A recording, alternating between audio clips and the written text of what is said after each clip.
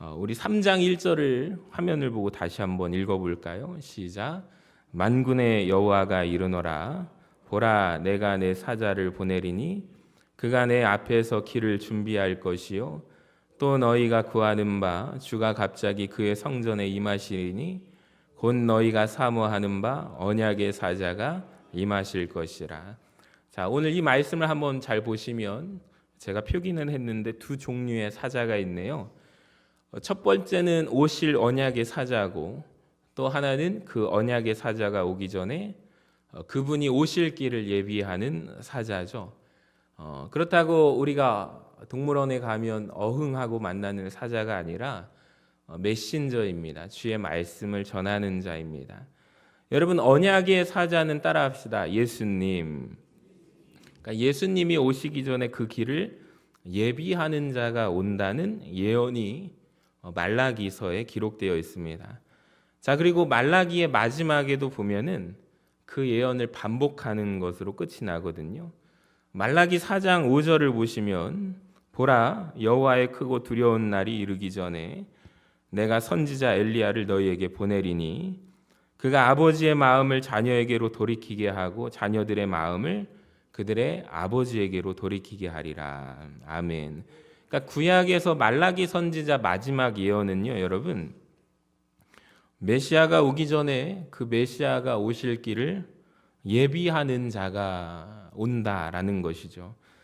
가장 중요한 예언 아닙니까? 우리는 이미 신약 시대의 성경을 알고 있기 때문에 이 엘리야의 심정으로 다시 오실 이가 누군지 알고 있습니다. 우리가 또 누가복음 강해를 통해서 얼마 전에 살펴보았던 누굽니까? 세례 요한입니다. 그러니까 세례 요한이 그 말라기 선지자가 구약에서 말씀하고 예언하고 있는 그 사자가 바로 세례 요한이죠. 자, 언약의 사자 되시는 예수님이 오실 길을 위한 예비하는 자이라고 예수님도 또한 그 부분을 말씀하셨는데요. 마태복음 11장 13절을 같이 한번 읽어봐요. 시작. 모든 선지자와 율법이 예언한 것은 요한까지니 만일 너희가 즐겨 받을진대 오리라 한 엘리야가 곧 이 사람이라. 그러니까 예수님이 누구를 확인하고 있는 거예요? 구약에서 말라기에서 엘리야, 다시 올 엘리야가 누구라는 거죠? 세례 요한이 맞다라고 확인을 하고 증언하고 있습니다. 자, 그렇다면 세례 요한이 태어날 때 아버지 사가랴가 받은 예언도 한번 보시면 누가복음 1장 13절에 엘리사벳이 아들을 낳아주리니 이름을 요한이라 하라. 자, 그가 주 앞에 큰 자가 되고 포도주나 독한 술을 마시지 아니하고 모태로부터 성령의 충만함을 받아 자, 이스라엘 자손을 주 곧 그들의 하나님께로 많이 돌아오게 하게 하였음이라. 자, 이게 말라기의 마지막 예언이잖아요. 그가 또 엘리야의 심정과 능력으로 주 앞에 먼저 와서 아버지의 마음을 자식에게 거스르는 자를 의인의 슬기에 돌아오게 하고 주를 위하여 세운 백성을 준비하리라. 그러니까 여러분, 말라기 예언의 성취가 되는 것이죠. 그러니까 세례 요한을 향한 예언 하나하나를 보시면 몹시 부럽습니다. 그러니까 주님 앞에서 큰 자다. 자, 예수님도 증언하시잖아요. 여인이 낳은 자 중에 어떤 자다? 가장 제일 큰 자다. 그는 포도주나 독한 술을 마시지 않는다. 그러니까 이건 나시린이잖아요. 태어나면서부터 나시린입니다. 그러니까 모태로부터 성령의 충만함을 받았다. 여러분, 부럽지 않습니까? 이 부분도 누가복음 강해를 하면서 예수님의 어머니 마리아가 엘리사벳을 방문했을 때 엘리사벳 태중에 있었던 뱃속에 있었던 세례 요한이 기뻐 뛰놀지 않았습니까? 그러니까 어머니 뱃속에서부터 성령 충만하여 그런 아기가 맞았습니다. 그러니까 그가 맡은 사명이 뭐라는 거예요? 이스라엘 자손을 주 곧 그들의 하나님께로 많이 돌아오게 하는 사역을 감당할 자다. 그러니까 여러분, 참 세례 요한을 보면서 이 사람만큼 참 부러운 사람이 있을까? 말씀을 읽으면 여러분, 우리가 말씀을 읽을 때마다 참 마음이 가슴이 뛰어야 할 줄로 믿습니다. 그러니까 우리도 이런 사명 감당하기를 바랍니다. 자, 자, 왜냐하면 예수님이 다시 오시기 때문이에요. 이 시대에도 우리가 필요한 사람들이 누구냐면 세례 요한들이 필요합니다. 여러분, 우리도 주님 오실 길을 예비하는 자들이 되기를 바랍니다. 그러니까 많은 사람들을 주님께로 돌아오게 하고 나오게 하는데 우리가 쓰임 받았으면 좋겠어요. 우리 교회가 그렇게 쓰임 받기를 원합니다.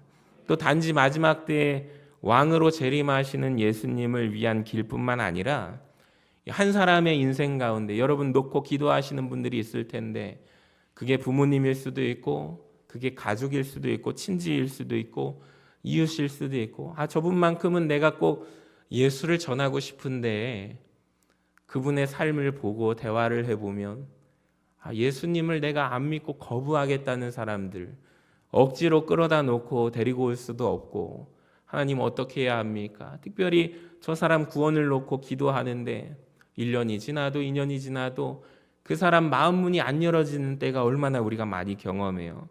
그러니까 한 사람의 인생 삶의 마음 속에 예수님이 들어가기 위해서 여러분 누군가가 그 길을 예비해 주는 사람이 있어야 하고 그 역할을 우리 교회가 감당하기를 바랍니다. 그러니까 세례 요한이 말씀으로 그 길을 예비했죠. 자, 누가복음 3장 3절을 보시면 주의 길을 준비하라 그의 오실 길을 곧게 하라 모든 골짜기가 메워지고 모든 산과 작은 산이 낮아지고 굽은 것이 곧아지고 험한 길이 평탄해지는 것 이것이 주님 오실 길을 예비하는 거죠. 실제로 이 당시에 왕이 행차하기 전에 왕이 뭘 타고 갈까요, 여러분? 우리나라에서는 왕이 가마 타고 가잖아요. 앞에서 신하들이. 근데 이 당시에는 마차가 있었거든요. 그러니까 전령이 먼저 가서 도로를 답사를 하는데 움푹 들어간 곳은 흙을 채워서 평평하게 만들고 길에 튀어나온 곳이 있으면 깎는 일을 합니다. 저도 군대에서 그 운전병을 했는데 주로 제가 어떤 역할을 했냐면 군사분계선 휴전선의 철책 GP라는 곳에 제 포병 운전병인데 이 포병들을 배치를 합니다. 그러니까 보병들하고 같이 살면서 관측대대가 파견을 해요. 그럼 이 사람들이 가가지고 1년 동안 있으면 우울증이 오니까 3개월마다 혹은 주기마다 분대를 돌립니다. 그래서 들어갔다가 빼주고 또 이 사람들이 휴가 가는 기간이 있으면 급히 올라가서 내려오는데 1년 중에 겨울이 지난 시점이 제일 위험하거든요. 그러니까 돌이 얼었다가 이제 봄이 오는 시점이 되면 이제 막 낙석이 떨어지게 됩니다. 그때는 이제 굉장히 위험한데 꼭 그때 누가 오시냐면은 군사령관이라든지 답사를 오시겠다고 오셔요. 그러면은 이제 난리가 나는데 모든 사람들이 나와서 길가에 돌멩이를 치워요. 왜 그럴까요? 큰 암석이 떨어져 있으면 차가 지나갑니까? 못 갑니까? 못 가는 거죠. 그래서 길을 다 나와가지고 깨끗하게 길이 닦여 있는 길을 이제 운전하면서 들어갔다가 나옵니다. 그걸 볼 때마다 한 분 진짜 높은 분 오신다고 모든 군인들이 다 나와가지고 길을 엄청나게 갈고 닦은 거예요. 저는 그 생각이 납니다. 여러분에게는 무엇으로 다가올까요? 고속도로 길 내는 걸 한번 보세요. 여러분 우리나라 터널이 전 세계적으로 최고라고 하는데 길을 낼 때 산이 막고 있어요. 그럼 어떻게 해요? 산을 뚫어요. 터널을 냅니다. 아주 기가 막히죠. 저는 상관 IC를 타고 터널을 가면 이게 터널이 몇 개입니까? 산을 몇 개를 뚫어가지고 남원 쪽을 지나갈 때마다 참 경이롭습니다. 옛날에는 이 꾸불꾸불한 이 산을 다 타고 국도로 넘어갔는데 지금은 엄청난 길이 잘 닦여 있잖아요. 심지어 해저 터널 가보신 분들도 알겠지만 이 바닷속까지 터널을 내가지고 뚫어요. 여러분 한 사람의 인생에 예수님이 들어가기 위해서도 이런 길을 내는 작업을 해야 돼요. 오늘 말씀 가운데 이런 역사를 보기를 원합니다. 그러니까 우리의 마음의 길도 막혀 있는 분들이 있습니다. 하나님께서 그 길을 내주시기를 원합니다. 공허한 마음들을 채워주시기를 원하고, 마음이 높고 교만한 마음들이 있습니다. 주님께서 그 마음을 깎아주시기를 원합니다. 삐뚤어진 마음들이 있습니다. 하나님의 말씀이 그 마음들을 펴주는 거예요. 그러니까 거친 마음들이 있습니다. 말씀이 좀 부드럽게 되어서 여러분 마음속에 주님께서 들어가시기를 바랍니다. 자, 그런데 1절 중간에 한번 보시면은 말씀이 있나요? 예. 우리 노란 글씨 읽어볼까요? 시작. 주가 갑자기 그의 성전에 임하시리니. 그러니까 이게 무엇을 말하냐면 주님께서 어떻게 오신대요? 갑자기 오신대요. 갑자기 임하시는데, 또 너희가 구하는 바 주가 갑자기 그의 성전에 임하신대요. 이게 되게 중요하거든요. 그러니까 갑자기 옵니다. 인간의 어떠한 예상과 범주를 뛰어넘는 시간에 주님이 오신다는 거죠. 그러니까 복음서에도 보면은 아무도 생각하지 못한 그때 인자가 오신다. 그러니까 우리는 주님 오실 그날 재림 날짜를 계산하는 것이 아무런 의미가 없습니다. 그러니까 우리 생각과 다르게 갑자기 오십니다. 그러니까 우리가 취해야 할 자세는 늘 깨어 있는 것입니다. 그러니까 그분이 오셔서 무엇을 하시냐면 정결하게 하시죠. 자, 2절과 3절을 한번 보시면 같이 한번 읽어볼까요? 시작. 그는 금을 연단하는 자의 불과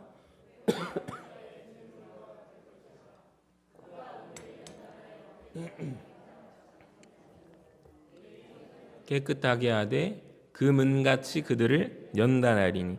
자, 보시면 그는 금을 연단하는 자의 불과 표백하는 자의 잿물과 같아서 깨끗하게 하십니다. 그러니까 깨끗하게 하는 역할만 하면 얼마나 좋을까요? 그런데 문제는 심판주로 오십니다. 자, 보니까 5절에 심판하러 너희에게 임하는데, 자, 누구를 심판하는지 보세요.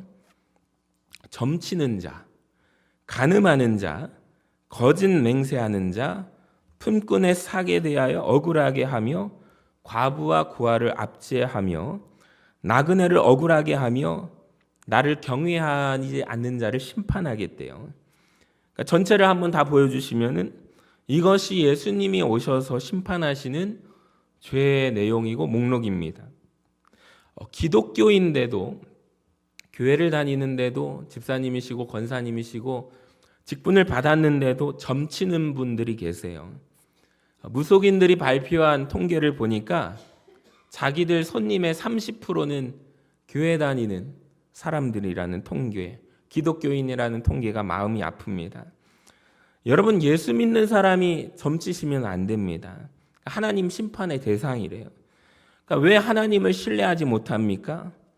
간음하는 자, 하나님은 꼭 성적인 타락을 지적하시고요.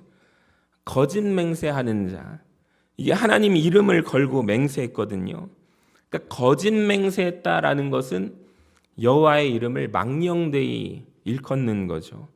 자, 그 다음에 또 한번 보여주시면 품꾼의 싹, 과부와 고아, 나그네를 보시면 다 연약한 약자입니다. 그러니까 약한 자들에게 함부로 행하는 죄. 자, 성경에는 그를 지으신 이를 멸시하는 것이다. 그러니까 이 모든 죄악의 근본은 뭐냐면 맨 밑에 같이 읽어볼까요? 나를 경외하지 아니하는 자. 이 모든 죄악의 근본은 하나님이 뭐라고 하시냐면 나를 경외하지 않기 때문이다. 그러니까 하나님을 경외하지 않는 것이 근본 죄고, 하나님을 두려워하지 않기 때문에 파생된 죄가 점을 치게 되는 거고, 하나님이 두렵지 않으니까 간음을 해요.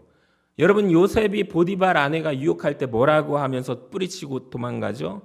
내가 어찌 큰 악을 행하여 하나님 앞에 득죄하리요. 그러니까 요셉은 하나님을 두려워했던 사람입니다. 그러니까 간음했다는 것은 나를 심판하실 하나님을 두려워하지 않는다는 거예요. 거짓 맹세하는 자, 그러니까 하나님의 이름을 들먹이면서 거짓말하는 거죠. 하나님을 경외하지 않으니까 그런 거예요. 자, 약자들을 함부로 대하는 것도 그들을 지으신 창조하신 하나님을 두려워하지 않는다는 것입니다. 그러니까 우리가 잘 이해하셔야 되는 게 뭐냐면, 이 말라기의 시대의 핵심은 뭐냐면 하나님을 경외하지 않는 것, 이것이 가장 큰 문제였다는 것입니다. 그러니까 결국에 말라기의 끝이 뭐로 끝나죠? 하나님을 경외하는 자들이 받을 축복으로 끝납니다. 할렐루야. 자, 구체적으로 여호와를 경외하지 않는 구체적인 모습을 제가 한 가지만 오늘 살피고 함께 말씀 나누고 기도할 텐데, 우리 하얀 글자 같이 읽어볼까요? 시작. 엉망이 된 헌금 생활. 자, 구체적으로 여호와를 경외하지 않는 이 말라기 시대의 백성들, 이스라엘 백성들, 하나님의 자녀들의 행태가 두 가지로 나타나는데, 첫 번째는 헌금 생활이고 두 번째는 우리 언어, 입술 생활입니다. 성경을 한번 잘 보세요. 먼저 11조 이야기를 하고 그에 대한 말에 대한 언어에 대한 책망을 하고 여호와를 경외하는 자들에 대한 축복이 나오는 거예요. 여러분 흥미롭죠?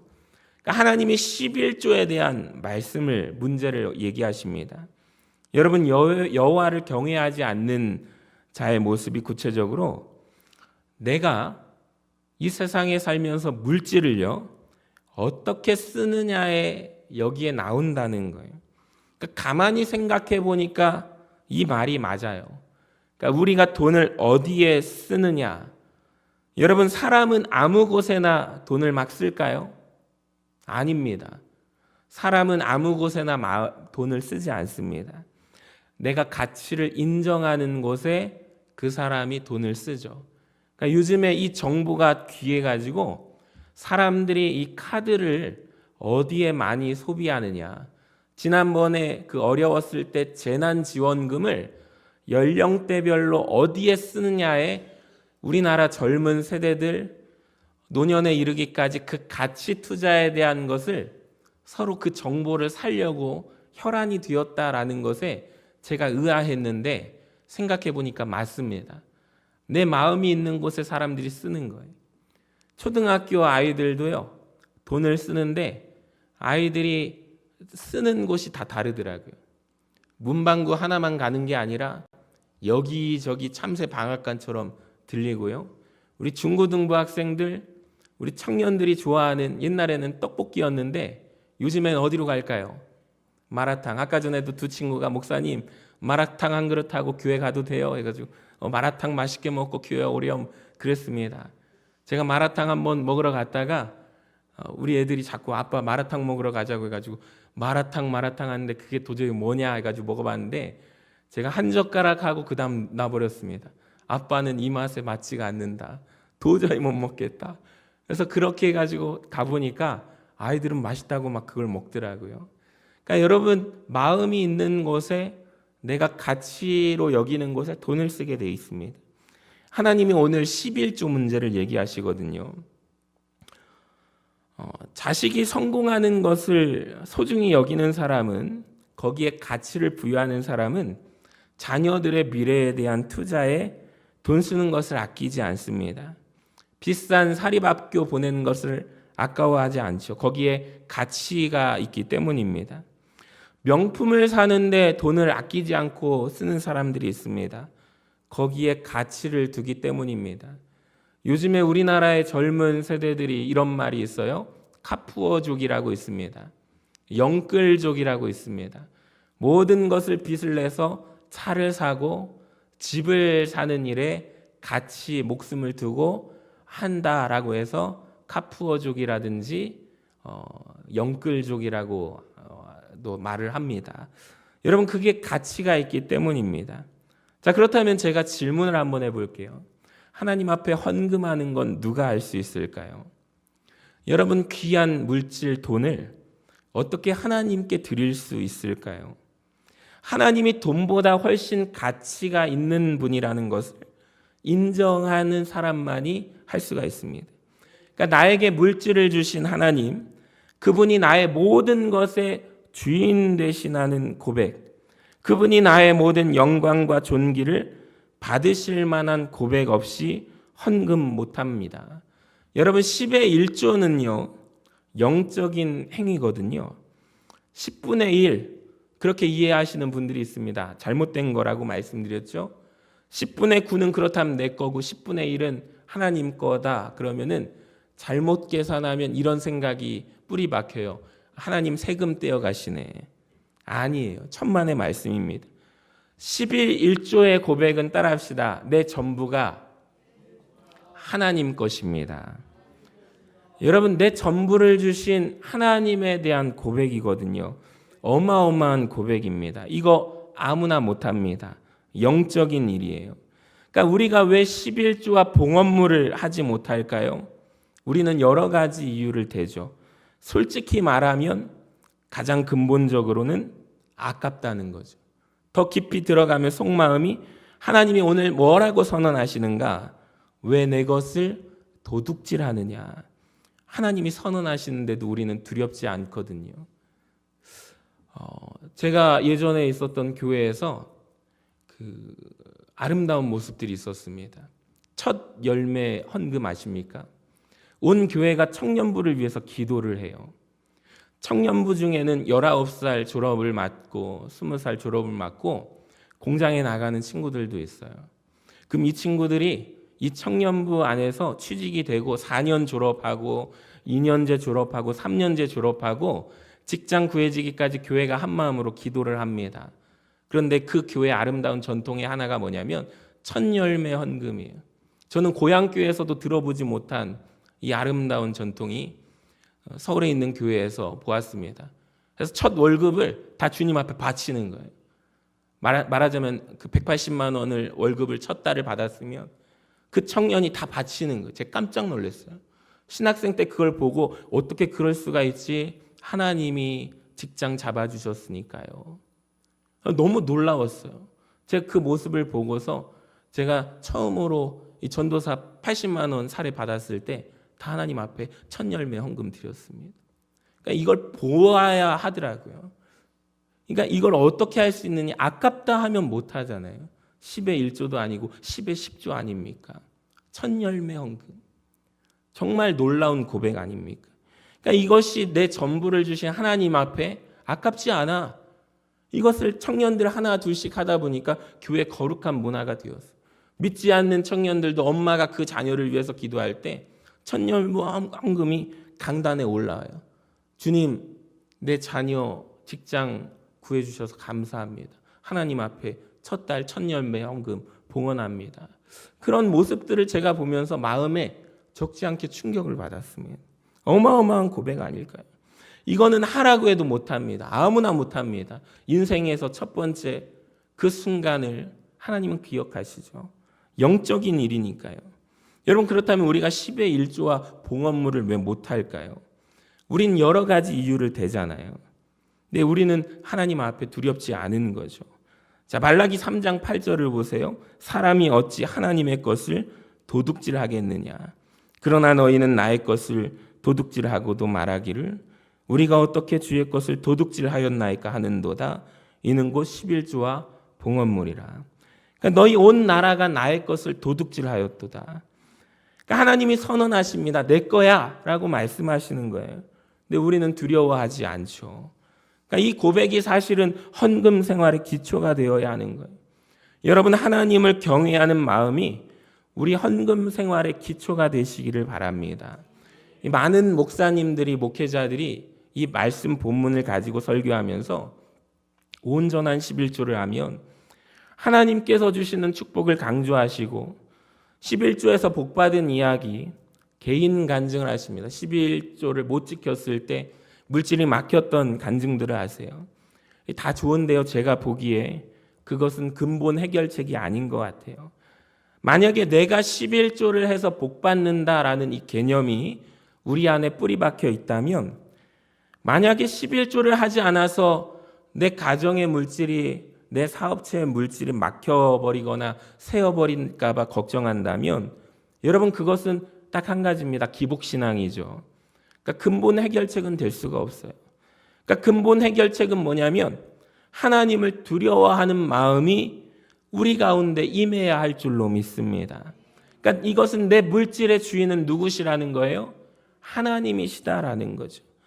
그러니까 여호와를 경외하는 마음이 없는 것이 사실은 물질 생활로 드러나는 건데, 여기에 내가 복받기 위해서 11조를 한다? 여러분, 그러면 인생은 엉망으로 살아가면서도 11조는 드리기 위해서 억척같이 지키는 사람들이 나올 것입니다. 하나님이 따라합시다. 온전한 11조. 온전한 11조를 하라라고 말씀하십니다. 그러니까 이 온전한 11조를 우리가 이해하면 1원까지 계산기 두들려 가지고 탈탈 털어 가지고 정확하게 계산하는 것이 온전한 11조라고 우리는 생각하고 있어요. 여러분, 그것 아닙니다. 그 이상입니다. 그러니까 드리는 사람의 마음, 봉헌자의 마음이 온전해야 온전한 11조가 됨을 믿으시기를 바랍니다. 그러니까 하나님이 온전히 내 삶의 주인이 되신다는 고백, 이 온전한 고백 위에서 드려지는 11조가 온전한 11조인 거예요. 다른 것은 다 엉망이에요. 하나님을 내 삶의 주인으로 인정하지 않는데 정확하게 계산기 1원까지 맞춰가지고 11조 한다고 그게 온전한 11조일까요? 그러니까 나는 하나님의 청지기에 불과하지 하나님이 내게 맡겨주신 것이지. 그러니까 이 마음을 가지고 하나님 앞에 두려운 마음으로 11조 하는 것이 저는 온전한 11조인 줄로 믿습니다. 그러니까 그에게 여러분 약속된 하나님께서 복을 허락해 주실 줄로 믿습니다. 그러니까 이 시대는요, 여러분 유튜브를 그러니까 너무 자세히 보면 안 되는 이유가 여러분이 참 많은 교단이 있다는 것을 알기는 알지만 많은 이단들도 있습니다. 또 그리고 많은 거기에 반하는 반기독교 영상 매체들이 있어요. 11조에 대한 시비의 영상들이 참 많습니다. 유튜브 한번 검색해 보시면 11조를 하지 않아도 되는 이유, 조회수가 몇백만이 넘습니다. 근데 제가 재밌는 걸 하나 발견했는데 내용이 짧아요, 길어요? 길어요. 엄청 길어요. 왜 내용이 길까요? 여러분, 진실은 한 가지로 분명하게 끝납니다. 근데 이 진리를 뒤집으려고 하니까 이 내용이 길거든요. 그러니까 예수님이 뭐라고 하셨는지만 우리가 보면 돼요. 예수님은 11조를 하라라고 하셨어요. 마태복음에서 딱 한 번 언급하셨는데, 그러니까 우리가 말씀을 알면 이 부분을 찝어서 얘기를 해줄 텐데, 예수 믿는 직분자들도 성경에 어디 11조 하라고 되어 있어? 그럼 거기에 우리가 대답할 수 있었는데 꿀먹은 벙어리가 돼가지고 뭐라고 하죠? 그러게 어디 있을까? 그러다가 유튜브 검색해보고 11조 안 해도 되네, 그렇게 돼버립니다. 그러니까 우리가 말씀 읽기에 소홀하고 말씀을 정확하게 알지 못하면, 얼마 전에 사단이 예수님을 시험 들게 하잖아요. 예수님을 시험하잖아요.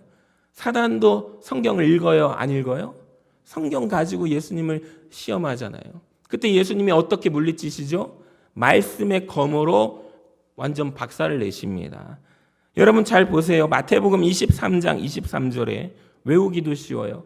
보시면 같이 읽어볼까요? 시작. 화 있을진저 외식하는 서기관들과 바리새인들이여, 너희가 박하와 회양과 근체의 11조는 들이되 율법에 더 중요한 것, 11조보다 더 중요한 것이 있다는 거죠.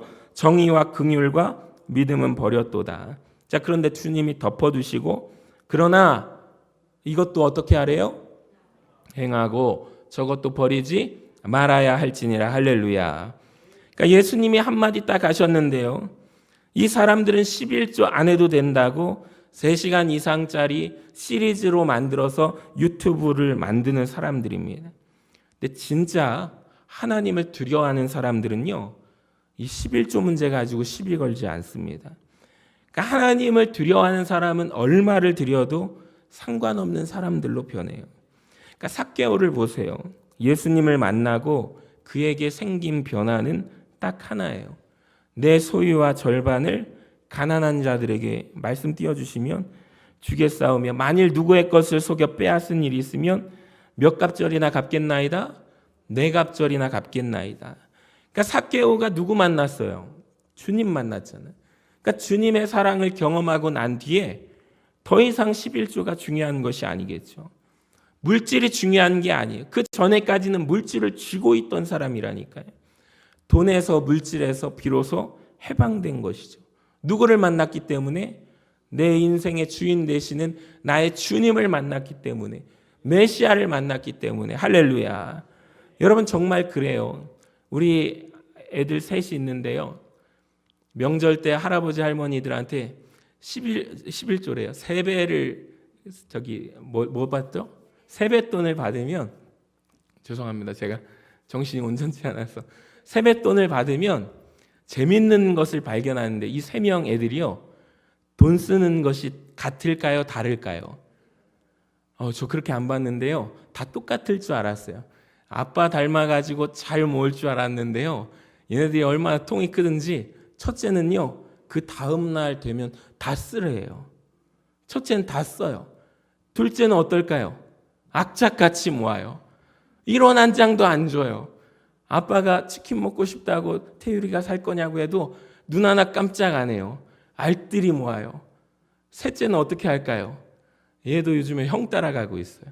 통장 만들어서 적립하더니 형 따라가지고 통이 커졌어요. 그러니까 그걸 뭐라고 할 수 없지만, 각자가 다 마음이 있는 곳에 얘네들이 쓰는구나. 그리고 아까워할 줄 아는구나. 네, 여러분, 이 모습이 우리 모두의 모습 같아요. 그러니까 은혜를 경험한 사람들은요, 11조 가지고 시비 걸지 않아요. 하나님 앞에 드리는 것이 좋죠. 그러니까 옥합을 깨트린 여인을 보세요. 근데 시비하는 자가 나와요. 누가 그랬죠? 가룟 유다가. 근데 꼭 명분이 있어요. 말을 안 달면 좋은데 뭐라고 명분을 붙여요? 그거 가지고 옥합 깨트리지 말고 그거 갖다 팔아다가 누구 돕지? 어렵고 가난한 사람들이나 돕지. 왜 아깝게 저기에서 예수님 발밑에서 저러는 거야? 거짓말이에요. 여러분 꼭 그럽니다. 하나님께 헌금 드리는 게 아깝고 차라리 세상의 기부단체에 선교사님들에게 헌금했으면 좋겠대요. 여러분 그리고 그렇게 안 해요. 그러니까 제일 좋은 것은 선교를 하더라도 개인적으로 하는 것이 아니라 교회를 통해서 꼭 선교 헌금을 내시고 교회 이름으로, 여러분 이름으로 흘려보내셔야 돼요. 교회를 통해서 하셔야 돼요. 여러 가지를 가지고 목사님은 어떤 분이신지, 목사님 11조를 사실 제가 다른 교회, 어려운 교회 보내고 있습니다. 제가 여기에 대해서 다 말할 필요 없어요. 왜 그러냐면 그분이 제가 말하는 거에 따라서 전에 목사님께도 물어봤었대요. 근데 저한테 또 묻는 거예요. 어떻게 하셨나요? 여전히 계속 그렇게 하고 있어요. 하시던 대로 하시라고 했어요. 그거 가지고 제가 다 잡아줄 필요는 없는 거예요. 여러분, 그런데 하나님께서 말씀하신 거에 대해서 분명하게 기억하시기를 바랍니다. 여러분, 하나님은요, 정확하게 나의 소속, 나의 교회, 내가 어려운 교회, 이런 분들도 있어요. 자녀 중에, 형제 중에 어려운 교회 목사님께 흘려보내는. 여러분, 개인적으로 하지 마세요. 결국에 그거는 다 하나님 앞에서 내가 소속된 교회, 내가 하나님 앞에 드리는 물질을 내가 분명한 중심을 가지고 말씀의 기초 위에 세워야지, 그게 명분이 되지 마세요. 내가 그걸 자랑하지 마세요. 그렇게 하시는 분들은 그냥 제 앞에서 말을 꺼내지 마세요. 그것은 자기가 이미 답을 정해놓고 행동하고 계시잖아요. 이건 하나님 앞에서 하나님을 두려워하는 자세일까라고 겸손하게 자기를 말씀 위에 세워보세요. 내가 하나님 앞에서 즐거워하고 내가 하나님 나의 물질의 주인 되심을 고백하고 한다면, 여러분 그 온전한 고백 위에 드려지는 그 10의 1조의 예물뿐만 아니라 모든 봉헌물을 하나님께서 즐겁게 받으시리라 저는 확신합니다. 11조는 그래서 따라합시다. 영성이다. 여러분 분명합니다. 11조는 영성입니다. 영적인 행위입니다. 그래서 사실은 11조 하는 모습만 봐도, 헌금하는 모습만 봐도 알 수가 있습니다. 목회자가 그 여러분의 영적인 상태를 바라볼 때 제일 먼저 점검하는 것 중에 예배 출석과 10의 1조와 여러분 헌금 신앙 상태입니다. 왜 그러냐면 분명하거든요. 목사님 그거 가지고 저를 이렇게 보시는 거 아니에요? 여러분 그런데 그건 정확하거든요. 하나님도 말씀하셨어요. 마음 있는 곳에 물질이 있다고 하셨기 때문에 그분의 신앙 상태와 영적인 상태를 교회가 여러분 예배 출결과 10의 1조와 봉헌물을 보고 그걸 바라보고 신앙을 보는 것은 정확하게 여러분 정확한 것입니다. 여러분, 교회를 잘 다니다가 이런 분들 계세요. 교회를 갑자기 건축한다고 그러면 마음이 불편해서 교회를 갑자기 떠나는 분들이 계십니다. 정말이에요. 진짜예요. 어찌 보면 참 불쌍한 영혼들이죠. 그러니까 저는 바라기는 우리 교회 성도님들 가운데는 그런 분들이 없기를 바랍니다. 그러니까 하나님 앞에 즐겁게 드리는 저와 여러분 되시기를 바랍니다. 그러니까 우리 교회가 90년이 됐는데 정말 신앙의 믿음의 본을 좀 말씀을 드릴게요. 제가 어렸을 때부터 교회에서 아버지 바지가랑이 잡고 혼자 있는 집에 무서워서 여동생과 함께 신방 자리를 늘 따라다녔어요. 그래서 대신방 때 보면 세상에 그 봉헌물도 예물도요 미리 준비하는데 그때 당시에 지금 은행 가가지고 신권 바꾸잖아요. 지금 그래도 편리하더라도 우린 그렇게까지 하지 않죠. 그냥 지갑에 있으면 우리가 준비해서 넣는데 옛날에 어른들은요 그 꼬깃꼬깃 접어진 그 지폐를 그 옷에다가 싸서 다리미로 다리셨어요. 다리미로 다리셨어요. 그 1,000원 한 장 낼 때도 그렇게 정성으로 다리미로 다리셨어요. 그것을 보면서 그 눈물로 드린 섬김과 헌신, 주님 앞에 봉헌할 때 이런 마음이 있었단 말이에요. 근데 우리가 이 마음과 정성을 어느 순간 잊어버리고 망각해버리고 액수를 많이 드리는 것이 여러분 다가 아닙니다. 하나님 앞에 나의 중심과 정성을 다해 드리는 것이 여러분 정말 중요한 고백인 줄로 믿습니다. 그래서 여기 주일학교도 있고 중고등부도 있고 하는데 예전에 앞에 나가서 이 봉헌 바구니에다 넣을 때 어떤 애는 그 탁 던지고 그냥 가더라고요. 농구하듯이. 절대 그러면 안 됩니다. 두 손으로 그거를 우리 선생님들이 가르쳐 주셔야 돼요. 그렇게 봉헌하는 것임을 우리 세대들이 다음 세대에게 알려주셔야 돼요. 여러분, 다른 사람은 이 지폐를 섬기잖아요. 이 5만 원권 그 더미에서 침대를 만들어서 쌓아두고 막 그런 드라마, 그 물질적인 드라마들 보면서 막 그런 환상을 갖잖아요. 이게 뭐냐면 만몬이거든요. 만몬신.